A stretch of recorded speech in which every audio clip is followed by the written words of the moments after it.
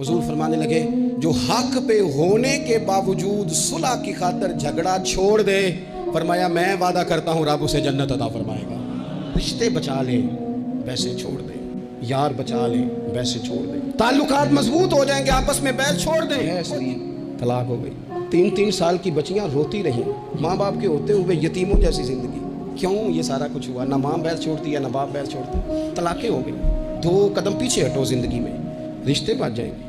بڑا تیار کر کے ہمیں بھیجا گیا ماموں سے لڑنے کو، چاچا سے لڑنے کو، لڑا ہے، وقتی طور پہ جنگ جیت گئے، ماں بڑھاپے میں روتی رہی، اس کا تو بھائیوں کو ملنے کو دل کرتا ہے کہ نہیں؟ وہ وہاں سے آنے والی، اس علاقے سے آنے والی بیبیوں سے پوچھتی ہے میرے پتر نو نہ دسیں میرے بھائی دا کی حال ہے۔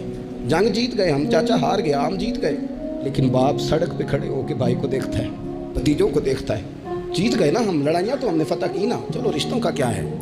رشتے ٹوٹ گئے، بحث نہیں ہم نے چھوڑی۔